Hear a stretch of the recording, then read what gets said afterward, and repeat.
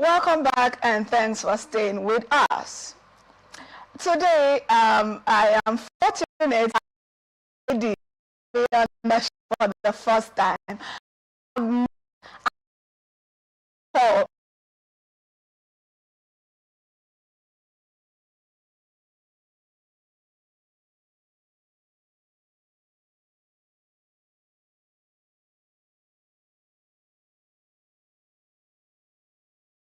And I'm so excited about it. I'm excited too. All right, I hope we have a beautiful show. I hope we do this the women's way. Sure we will. All right, and now on to the report. A Lagos-based content creator, popularly known as Femi Thrift, has accused a man of raping her and her friend after allegedly luring them to a fake modeling shoot in Ajo Estate area of Lagos. In a video shared on TikTok, she said the suspect contacted her on Instagram, claiming he had returned from the UK to launch a fashion brand and offered her 140,000 naira for the job. According to her, she arrived at the apartment on February 8th with a friend, expecting a full production crew. Instead, she alleged that the man isolated them, brandished a knife, tied their hands, and sexually assaulted them multiple times. She also claimed he seized their phones, transferred private content to himself, and threatened to release the materials if they spoke out. The video has sparked outrage online with calls for the suspect's arrest. The Lagos State Police Command says no formal complaints had been filed as of February 11th, but efforts are on the way to reach the victim and begin an investigation. The incident has reignited safety concerns over unverified online job offers. Mr. Tino, what do you make of this entire report? You know, looking at the full report, the girl narrated that before she went to the location where she was invited to with the hope of being given a modeling shoot job, she was curious about safety. She wasn't sure, so she had to go with her friend. And the man had actually told her that she wasn't the only person to be there. There was going to be a makeup artist and probably a camera person. But when she got to the place, according to her, the whole place was empty. There was no makeup artist, whatever. And then the man, according to her, asked them to go inside and then asked them to have a bath, because he complained that there was too much of oil on her face and all that, and it wasn't good for the shoot. So she did as he said, had the bath, and then the man allegedly tried to show her how to lock the door. So he demonstrated it, held the key, and then stood by the side, brought out a knife, threatened to harm them, and then had carnal knowledge of them severally. Do you sense anything fishy in this report? What do you make of this report? The fact that you go to an unknown place and then first you didn't see what you expected to see. Instead of seeing a full house, the whole place is empty with just one man. You are asked to take a bath, and then you just go on and take a bath. Even, according to her, gave her something else to wear, a robe or whatever. What do you make of this report, Mr. Tino?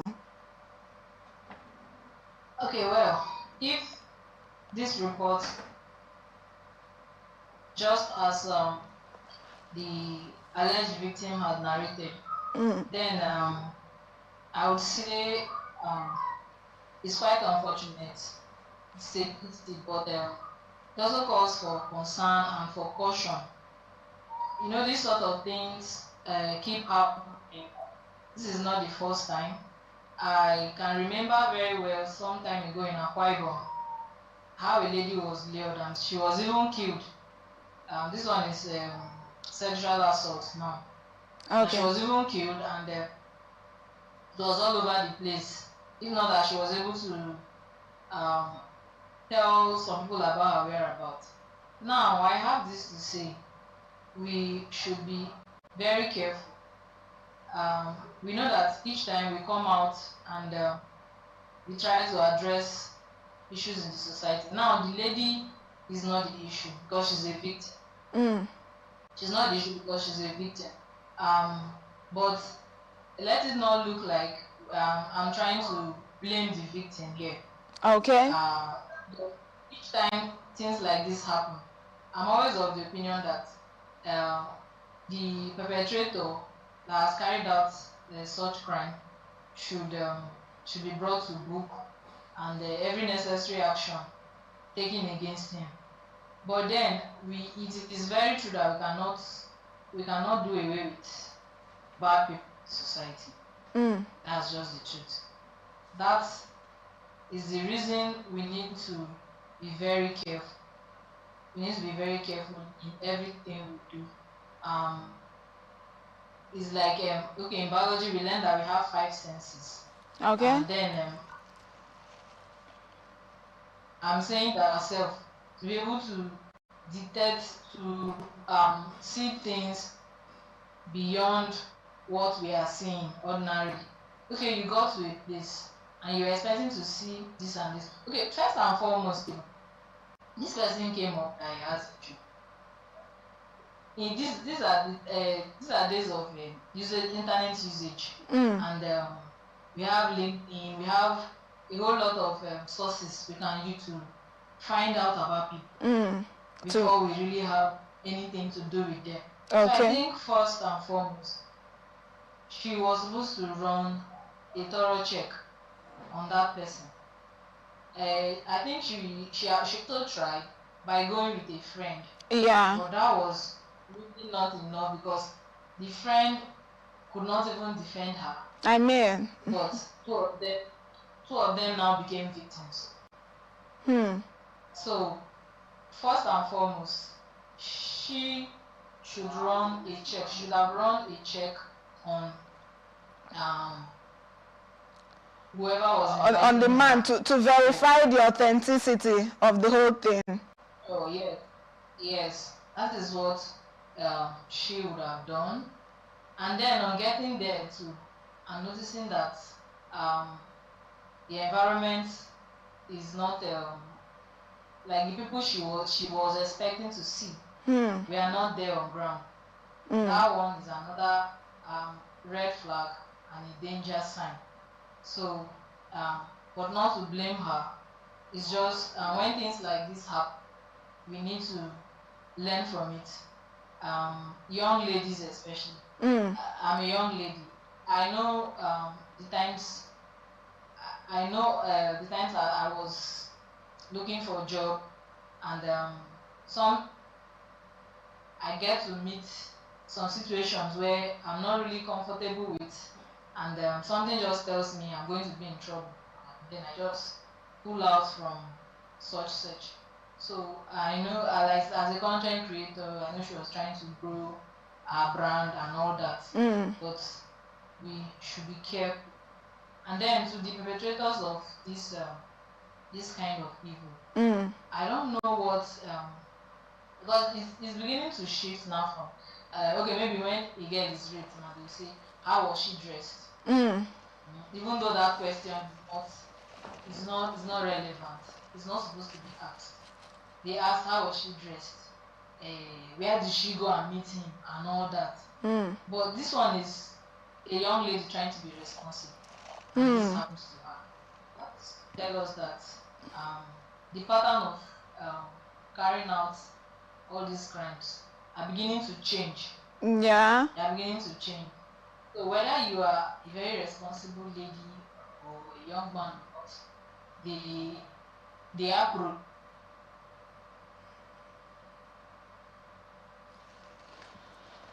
has changed. So we should also change in our approach of thinking, watching out for ourselves and our loved ones. And to those that are carrying out this kind of crimes, it is better for them to turn a new leaf and do something else with their lives. There are a whole lot of things one can do to make it to be productive than towing this way.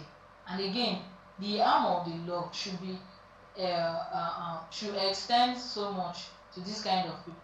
Like after investigation right now, with this story that we just heard now, then nothing serious is being done to sound as a note of warning to anybody that is conceiving such in his or her heart. You will see that someone else, in fact, from hearing this story, someone else is already planning.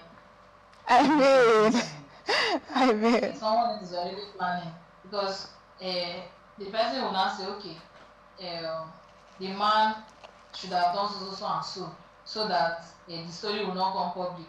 I'm telling you. Strategy will begin. Someone else will start another strategy to carry out something similar. So, but let the law enforcement, let government, those that are involved in security in one form or the other, let all hands be on deck. That when such people are brought to them, when such have been caught this kind of acts and crimes, it should be made very public. It should trend very well, so that whoever is thinking of going that line may just think twice about it. All right. Thank you so much, Miss Atinu. You just succeeded in answering all the questions I was going to ask you in one response. Thank you. And based on that, we'll go over to the next report. Operatives of the Imo State Police Command have arrested two brothers, Lucky and Uzoma Amadi, for allegedly killing their elder brother, Orindu, and burying him in a shallow grave in Mbaitoli local government area. The suspects reportedly told neighbors that the victim had traveled, but suspicion began to grow when their stories didn't add up, and all efforts to reach Orindu by phone failed. Tension escalated on Tuesday when concerned youth stormed the family compound demanding answers. According to an eyewitness, the brothers allegedly confessed to the killing to avoid being lynched. They reportedly claimed their elder brother was responsible for their father's death about a decade ago under controversial circumstances. The suspects then led the youths to the shallow grave within the compound where the victims' remains were exhumed. The situation nearly turned violent before police from the Mbieri division intervened and rescued the brothers. They are now in custody as investigations continue. I mean, Ms. Atinu, this report got me thinking seriously. I mean, what could possibly drive siblings to such a tragic breaking point? Were there no other options to have resolved this issue? And the fact that they just assumed or they alleged that the other brother was responsible for their father's death, which had happened 10 years ago, a decade ago. So this now tells us that these brothers have been harboring these grievances for 10 years. They have been bitter and angry with their elder brother for 10 years, and they never talked about it. They laid the ambush and waited for him for 10 years, and then they carried out this kind of tragic action. What do you make of this story, Ms. Atinu? Wow. How will I say it? I'm as cold as you feel about this story. Because, I mean, siblings, because I have siblings. I have brothers and I have sisters. And then I cannot really imagine what will make me want to harm, to talk of killing any of my siblings for any reason at all. But then, this is the society, and a whole lot of things are happening. I'm sure it's not the first time this kind of thing is happening. So, like you said, something they conceived in their hearts for 10 good years. Is it that they could not talk about it? Or what? So I really don't understand the situation by which they are accusing their brother of killing their father. Did he kill him physically, or it's just a suspicion they have, or maybe their brother did something that drove their father to death gradually? I really can't say what it is, but I think something about upbringing is involved here.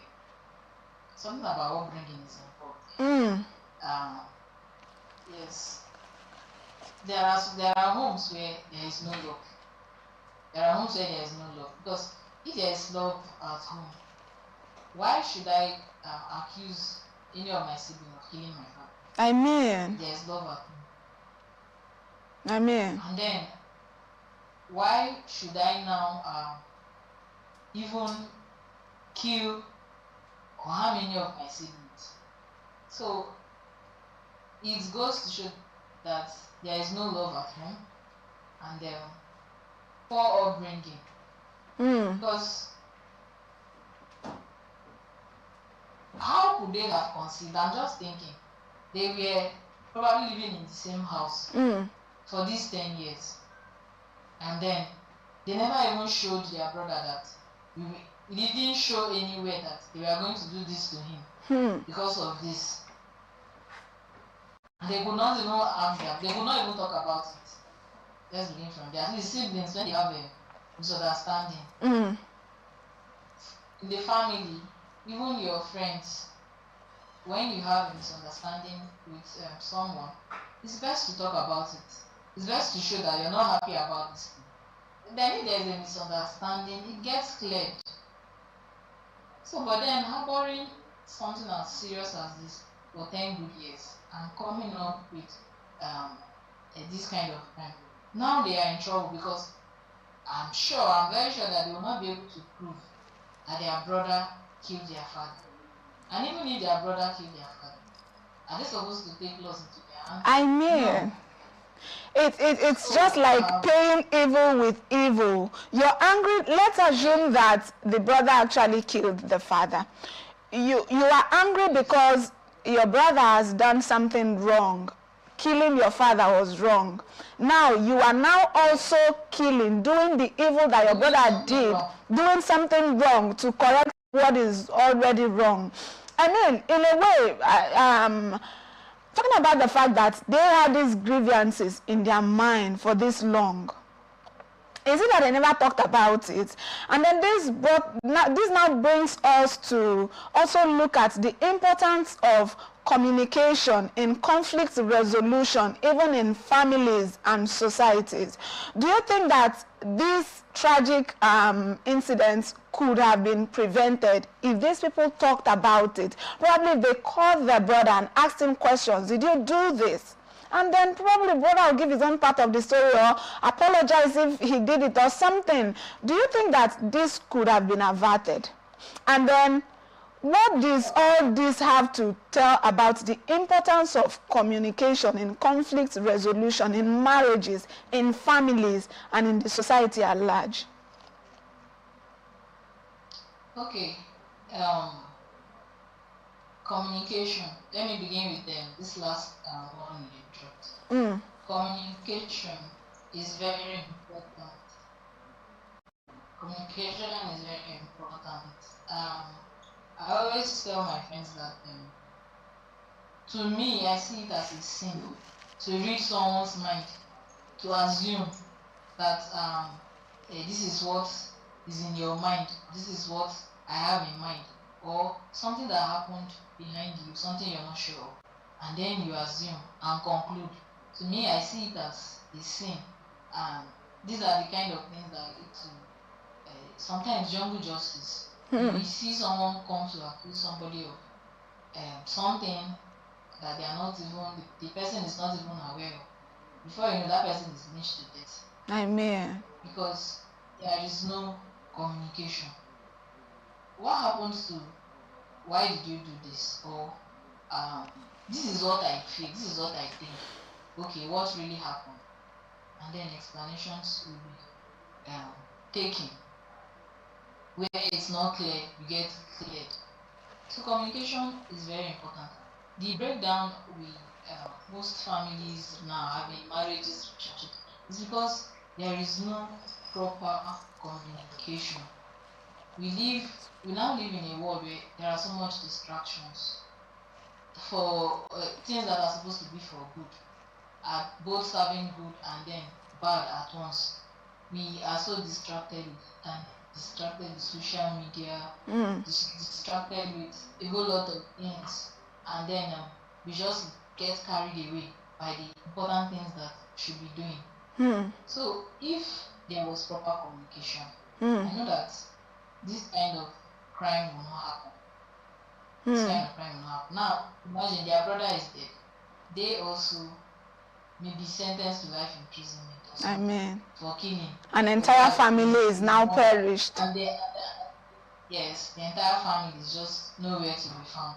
So when there is no communication, a whole lot of things can really go bad. So in resolving conflict, communication is very important. You say it as it is, how you feel about it, and the other person has to say it that way too, and then the solution can be found. But trying to harbor feelings, ill feelings especially, it can never amount to a peaceful resolution of issues. If you always end up with a disastrous situation, just as it has ended up now. So communication is very important in trying to resolve conflict, trying to live together with others, be it family and friends and any other person in society. Living together. God has created us as social beings. There is no how we are going to be isolated or alone. There will definitely be issues, there will definitely be misunderstandings. But with good communication, all those can be cleared. All right, thank you so much, Ms. Atinu. In other words, the striking message here is that communication is very important.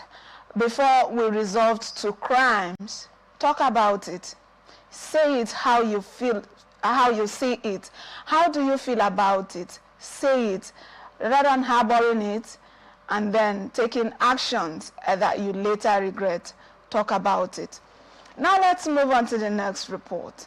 The National Agency for Prohibition of Trafficking in Persons, NAPTIP, has rescued and repatriated 23 Nigerian youth trafficked to Thailand, Myanmar, Laos, and Cambodia, where they were forced into cybercrime.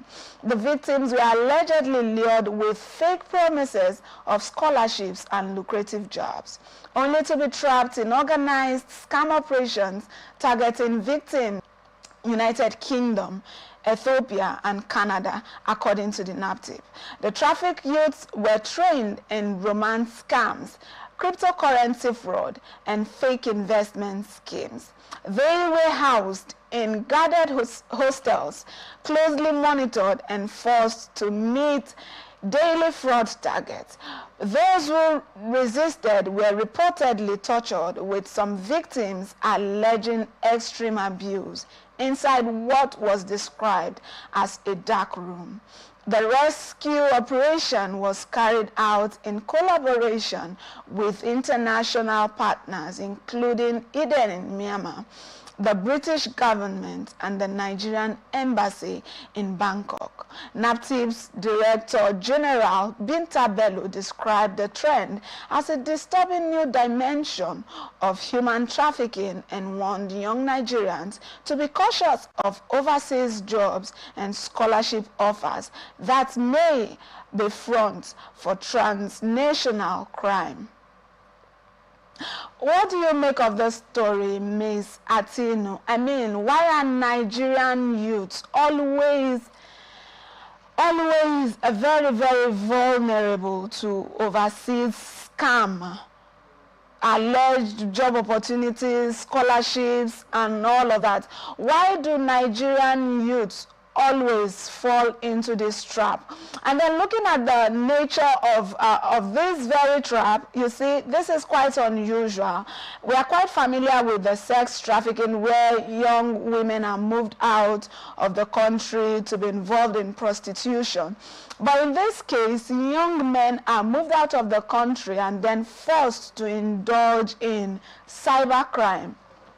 You know, and then when I looked through this story properly, they have the speculation of the kind of young men that they move out for this, not just anyhow people. They don't move the irresponsible ones. Now, they move the ones that do not smoke.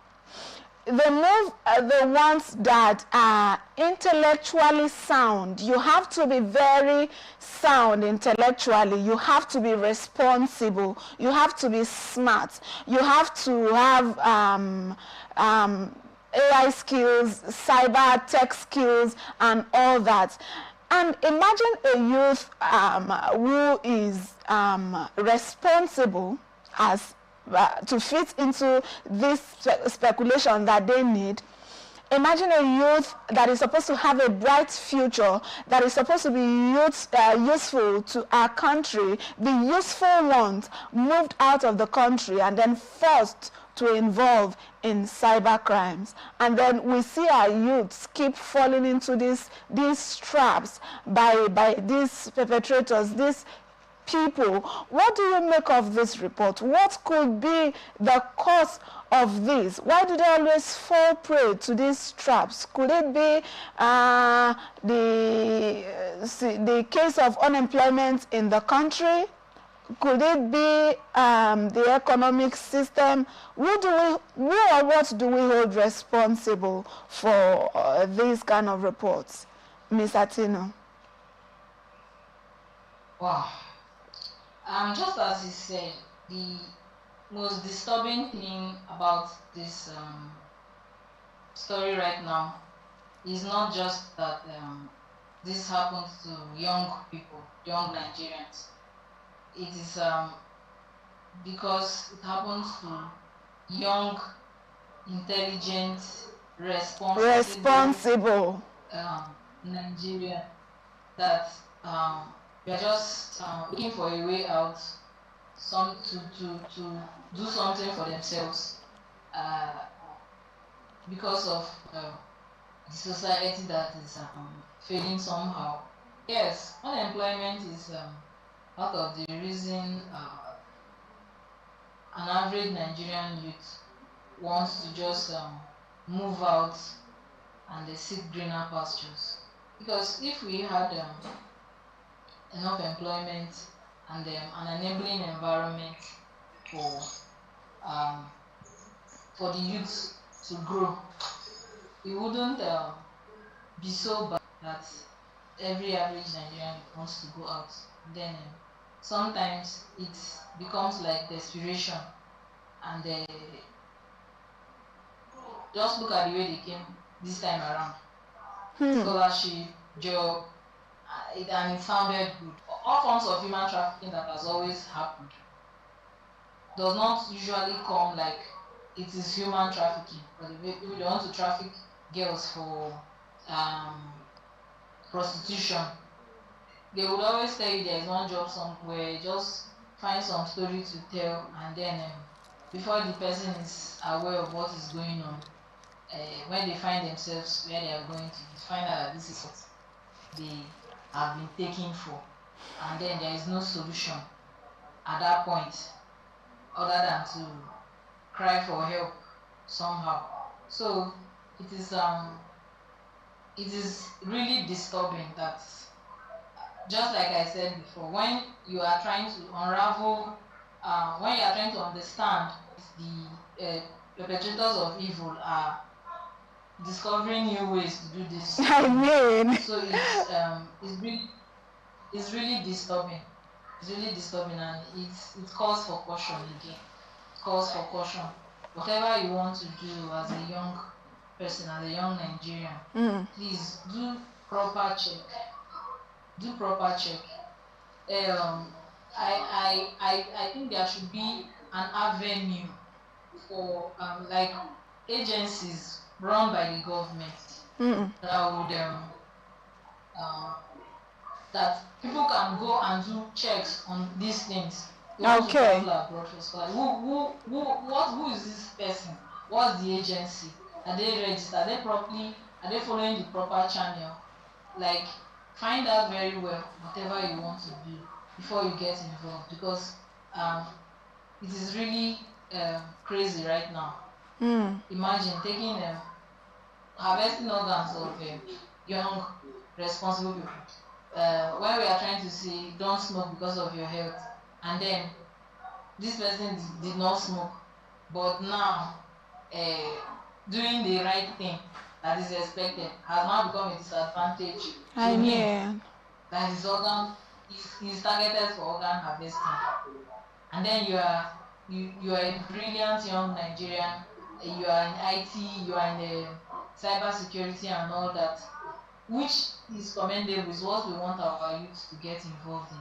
But now people are now using it to is now being used as a disadvantage against them. So we should be careful of whatever we want to get involved in, especially anything that is going to take you outside the shores of Nigeria. You should know that it is something that is you have to really double check. You have to double check.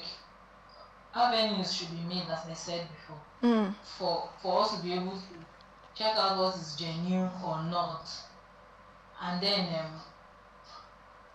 if possible, I know it is very possible. Okay. These people, these young men, into such, because at the end of the day, some people have died according to the story. People's organs have been harvested. Some people were tortured to death. Yes. Something should be done to find out the people that are beyond this. And this kind of story should really trend. This kind of story should trend. And even what we are saying, what we have to say about it should trend, so that we can the caution, the note of caution can go very far and wide. Because as it has started like this, it will not stop. Even as these ones were rescued, it's not going to stop. But if everybody is on guard, as a responsible young man, responsible young woman, you are a parent, you are someone that has influence over the youth, we all come together and see this as a problem and begin to caution. If 15-year-old was even involved, begin to caution them and talk to them. Because I'm so sure some of these people, their parents may not have known. We have had cases of trafficking where some children just they don't want to tell their parents, and the next thing they cannot find them. Amen. Before you know it, it is discovered that they were found in trafficking issue. If they are lucky enough to be rescued, they get rescued. Or they get lost over there and lose their lives too. So it is something that should be should trend. This kind of story should trend very well over the media and everywhere. And let the note of caution too that we are sounding, let it trend, let everyone hear about it before you get involved in any kind of thing, especially all this job and scholarship of the thing, something that will take you out of the country. Double check, tell somebody, in fact, go far and wide to check for that. And the government should also bring out agencies, let me say agencies, or an avenue for us to be able to verify what is genuine or not, because of the way this issue happened. It's no longer about she was careless. It's no longer about she has always wanted to be a prostitute, or he has always wanted to be a Yahoo boy. This is people being forced to do what responsible young men being forced to do what they never intended to do. Amen. So let it trend, let everyone hear about it. It's so pathetic, you know, and one of the questions remains. I mean, we have just discovered that we've just gotten to know about this, and then the report has it that the persons involved have been rescued. But then the question is, how many more other people are in this kind of trap that we do not know about? This is just the one we know about. This may not even be the only one. So how many more Nigerian youths are trapped some country and then forced to go into this? We really hope that the Nigerian government will do something about this to stop